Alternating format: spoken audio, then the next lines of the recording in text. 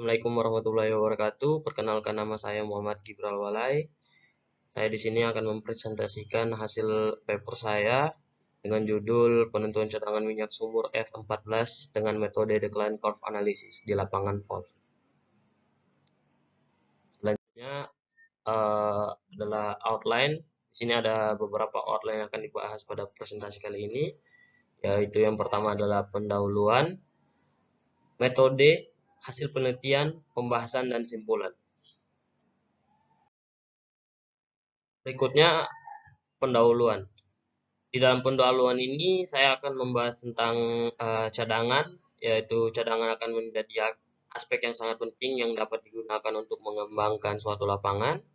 Terus dalam perhitungan cadangan juga ada beberapa metode, yaitu ada metode analogi, volumetric, decline curve analysis, material balance, dan simulasi reservoir.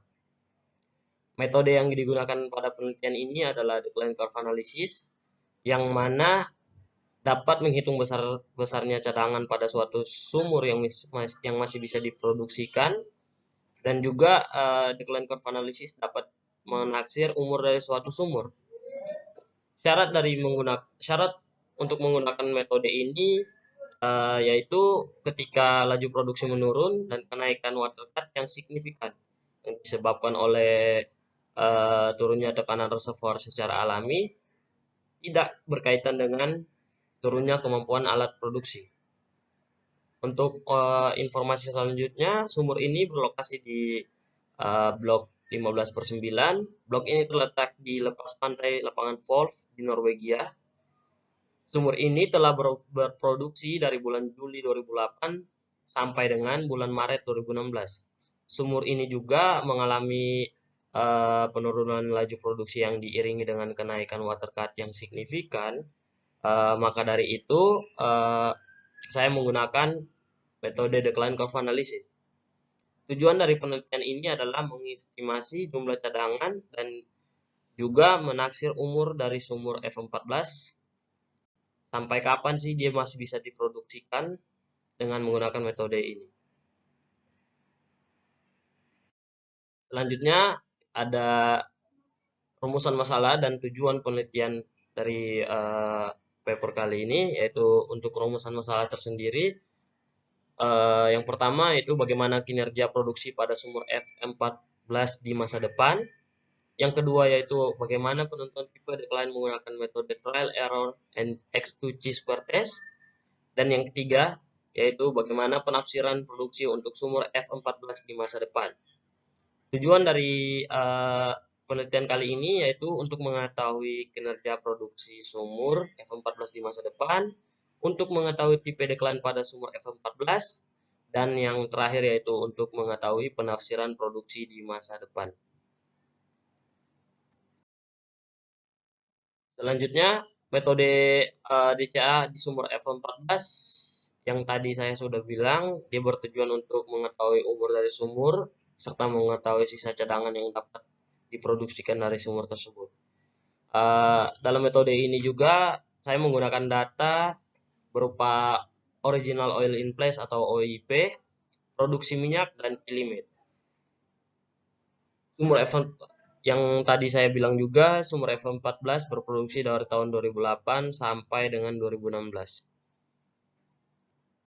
Selanjutnya ada prosedur penelitian yang saya lakukan. Saya memulai penelitian ini dengan melakukan studi literatur terkait metode yang digunakan, yaitu decline curve analysis, terus mengumpulkan data berupa original oil in place, produksi sumur dari tahun 2008 sampai 2016,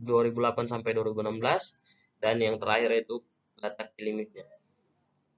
Terus saya melakukan plotting data plotting yang saya lakukan terhadap menggunakan data laju produksi minyak dan laju produksi air terhadap waktu. Waktu di sini saya menggunakan bulan. Setelah melakukan plotting data, saya melakukan pemilihan tren.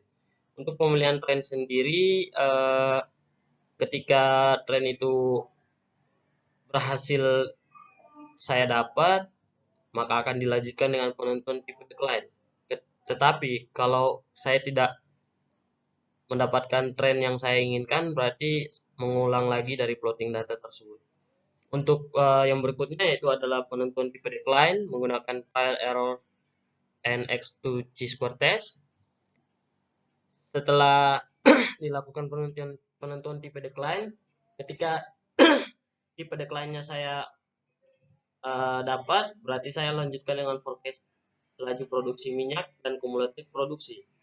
Selanjutnya saya mengestimasi masa sumur berdasarkan key limit, ada estimasi ultimate recovery, estimasi recovery factor, dan estimasi recoverable recovery. Dan selesai. Berikutnya ini adalah hasil penelitian yang saya dapatkan, yaitu adalah ada plot antara laju produksi minyak dan laju produksi air terhadap waktu. Grafik di samping ini menggunakan data laju produksi minyak, laju produksi air, dan waktu dari tahun 2008 sampai dengan tahun 2016. Grafik ini juga dipakai untuk melakukan pemilihan tren penurunan. Selanjutnya ini adalah nilai DI pada setiap harga B, adapun nilai key forecast pada setiap harga B. Selanjutnya nilai X2 pada setiap harga B. Untuk nilai ini sendiri, nilai X2 sendiri saya membeli angka yang paling terkecil, yaitu di situ dapat dilihat eksponensial, maka pemilihan tren penurunan pemilihan tipe decline yang saya dapatkan yaitu exponential decline. Ini adalah hasil penelitian dari penelitian yang saya lakukan. Ini hasil forecasting. Grafik di sebelah adalah hasil forecasting sumur F14. Warna biru bisa dilihat ada legendanya di sini, yaitu adalah warna biru laju produksi aktual.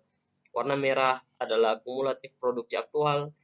Untuk warna ungu itu adalah kumulatif produksi forecasting, dan yang kuning itu adalah yang ungu tuh laju produksi forecasting, untuk yang kuning adalah kumulatif produksi forecastingnya.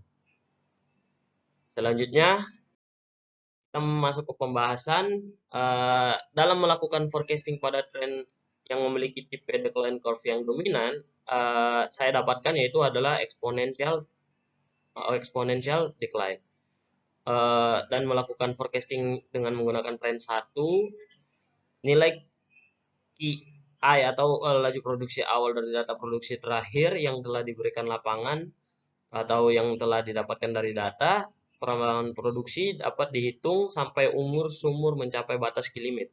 Setelah dilakukan forecasting, maka didapatkan nilai Q of forecast pada sumur F14 pada saat T sama dengan 1, yaitu sebesar 18.255,6 BOPD.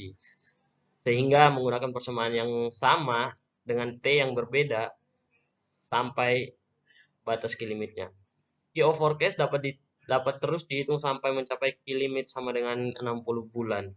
Ini adalah hasil dari batas key limitnya, yaitu adalah 60 bulan sampai masih bisa diproduksikan atau 5 tahun. Untuk perhitungan peramalan EUR atau estimate ultimate recovery sebesar 2.056.761, MSTB. Untuk perhitungan recovery faktornya pada sumur F14 sebesar 7%, sedangkan perhitungan estimate recoverable reserve atau IERR menghasilkan sebesar 323.704,6 MSTB.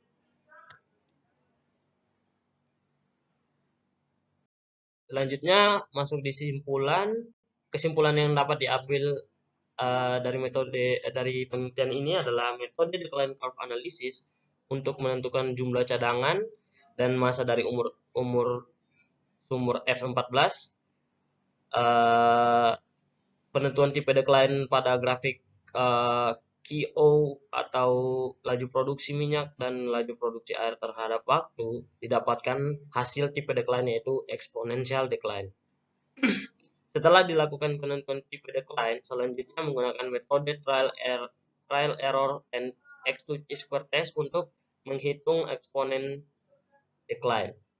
Hasil perhitungan massa dari sumur F14 sampai ke limitnya, maka didapatkan hasil yaitu 60 bulan atau 5 tahun.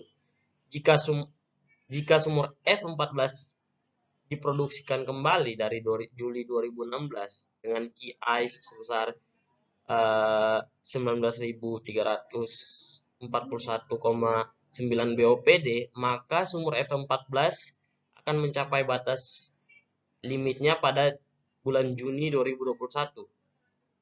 Jumlah cadangan yang dapat diproduksikan atau EUR-nya pada sumur F14 sebesar 2.056.761,8 mstb, dan jumlah cadangan minyak sisa pada sumur F14 sampai batas key limitnya sebesar 323.704,6 mstb. Mungkin itu saja presentasi saya. Terima kasih. Assalamualaikum warahmatullahi wabarakatuh.